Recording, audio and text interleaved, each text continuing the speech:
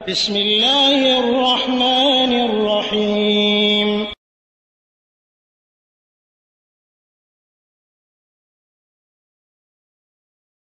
Saudi আরব থেকে এক ভাই প্রশ্ন করেছেন যে আমি যে কাজ করি সেই কাজে অনেক সময় একদিন 2 দিন 3 দিন গোসল করতে পারি না।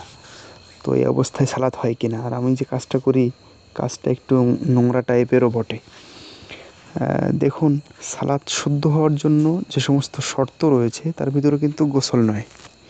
আপনি যদি পাক সাফ থাকেন, পবিত্র থাকেন, ওযু অবস্থায় থাকেন, তাহলে আপনি সালাত আদায় করতে পারবেন, এতে কোনো সমস্যা নেই।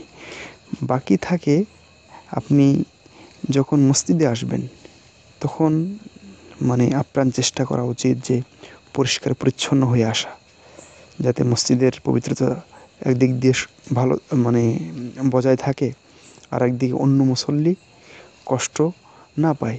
কারণ আমরা যখন মসজিদে সালাত আদায় করতে আসছি বা যেখানেই সালাত আদায় করছি না কেন, আমরা কিন্তু আল্লাহর সামনে দাঁড়াচ্ছি। তো আল্লাহর সামনে যখন দাঁড়াচ্ছি তখন একজন বান্দার উচিত সর্বোচ্চ পাক ছাপ, পবিত্রতা, পরিচ্ছন্নতা, সৌন্দর্য বর্ধন করা। এরপরে সূরা আরাফের ভিতরে মহান আল্লাহ বলছেন, ইয়া বানি আদমা খুযু যীনাতাকুম ইনদা কুল্লি মসজিদ। হে বানি আদম, তোমরা প্রত্যেকটা মসজিদ অর্থাৎ সালাত আদায়ের সময় প্রত্যেকটা সালাতে তোমরা কী করো? সৌন্দর্য বর্ধন করো। যতখানি পোশাক পরতে বলা হয়েছে সেটা করো, সেটা পরো এবং পরিষ্কার পরিচ্ছন্নতা অর্জন করে সেখানে যাও। সে কারণে সালাত হয়ে গেলেও চেষ্টা করা উচিত যখন মসজিদে যাচ্ছি তখন পাকসাপ হয়ে যাওয়ার। আর এমনিতে ইসলাম কিন্তু নাওয়াফার ব্যাপারে, পরিষ্কার পরিচ্ছন্নতা অর্জনের ব্যাপারে বিশেষ গুরুত্ব দিয়ে থাকে।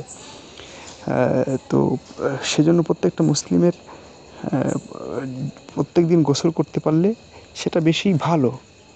আরও বিশেষ করে আপনি বলেছেন আপনার কাজটা একটু নোংরা টাইপের, তাহলে আপনার জন্য বেশি প্রত্যেক দিন গোসল করা আরও বেশি তাকিদপূর্ণ।